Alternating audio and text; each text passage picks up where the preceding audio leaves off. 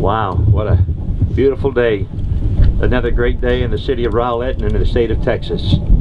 Well, good afternoon, everyone. I am John Harper, Mayor. We're joined today by Donna Davis, our councilwoman in Rowlett. Our other councilmen are unable to be with us, but I know we've all talked about this special day. This is a day that we're combining the celebration of Arbor Day with a tree planting ceremony to honor Rowlett Municipal Judge Belinda Loveland, who passed away this year. In addition, the tree planting is being done in the Paul J. Brunell Memorial Urban Forest. Paul Brunell was the City of Rowlett urban forester. You know, all of us were touched deeply by the kindness and caring of Judge Loveland. She made such a positive difference in our lives, especially with the young people in Rowlett. And we all miss her very much. Rowlett Chief of Police Matt Malling is going to lead us in a tribute to our judge. Chief.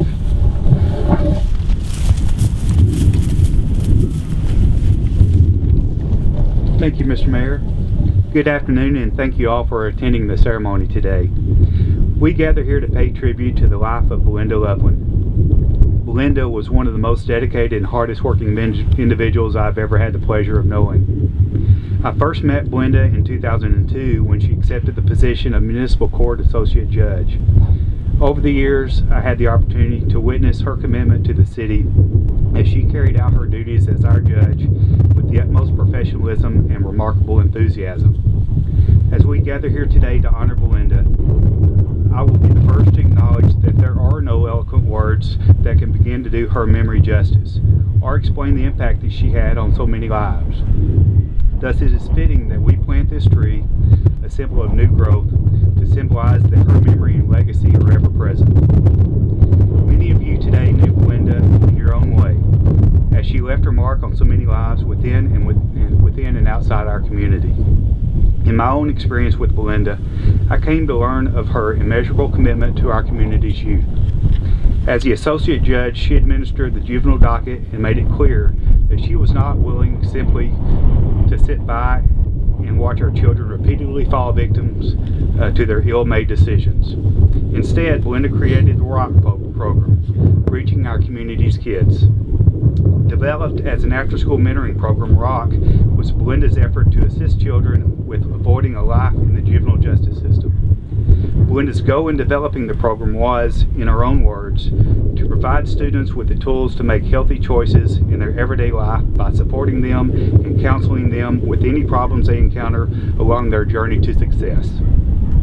Belinda initially took on this project by providing much of the funding out of her own pocket, a testament to her devotion to the principles of the program. Of course, Belinda's strong advocacy skills and her refusal to take no for an answer quickly brought the community's support of the program, and it flourished from there. Belinda is truly missed by those whose lives she touched during her lifetime. I, like all of you here today, am honored to have known her. To conclude, I'd like to use the words of Ralph Waldo Emerson, which Belinda included in her correspondence signature. You cannot do a kindness too soon, for you never know how soon it will be too late. All of those here today know that Belinda's cup overflowed with kindness. Thank you.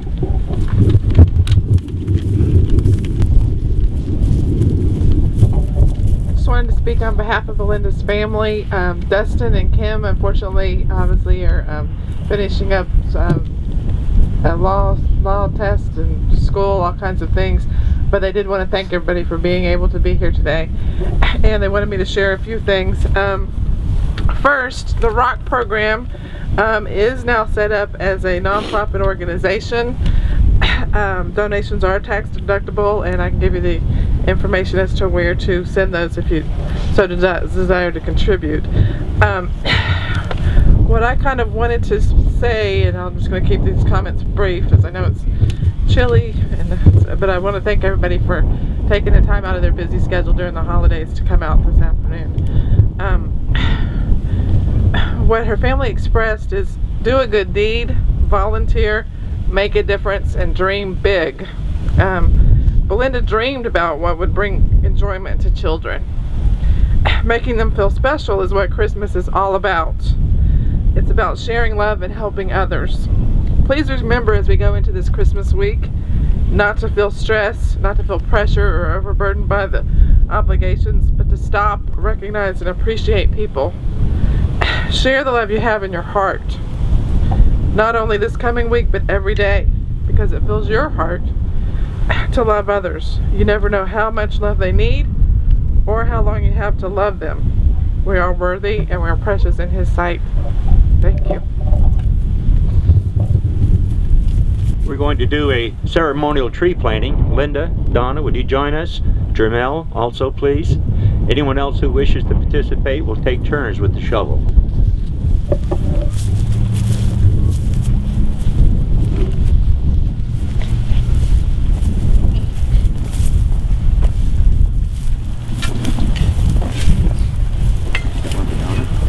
Chief, Jermel? Give that one to the chief. I'll just be with you.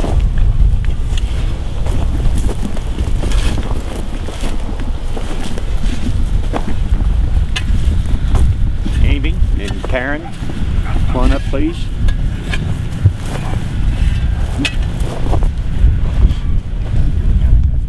Already I forgot your name. Please come on up. You know I forgot.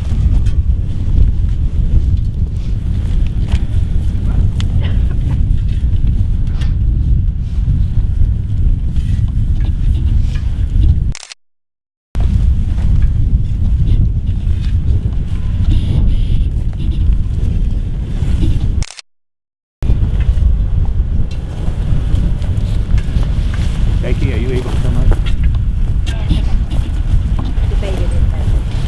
We'll take our time. Take your time. Can I help you in any way? Sure.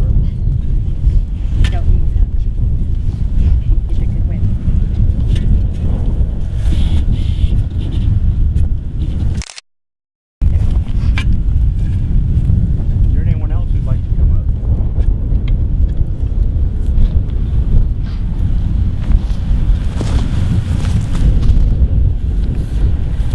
As part of today's celebration, I was asked to read a proclamation recognizing Arbor Day. I'll do that now. The idea for Arbor Day originally came from the state of Nebraska in the early 1800s. Then that state was a treeless plain. The early pioneers recognized that trees were needed as windbreaks to keep the soil in place, provide fuel and building materials, and shade from the hot sun. Back then, in the middle 1800s, a journalist, J. Sterling Morton, advocated to all that would listen the need for trees and encouraged the planting of trees. And then years later, the Nebraska governor designated Arbor Day to be recognized on April the 22nd, J. Sterling Morton's birthday. So, let me read this proclamation. Whereas in 1872, J. Sterling Morton proposed to the Nebraska Board of Agriculture that a special day be set aside for the planting of trees. And whereas this holiday, called Labor Day, was first observed with the planting of more than 1 million trees in Nebraska, and whereas Arbor Day is now observed throughout the nation and the world, and whereas trees can decrease the erosion of our precious topsoil by wind and water, reduce heating and cooling costs, moderate the temperature, clean the air, produce oxygen, and provide habitat for wildlife.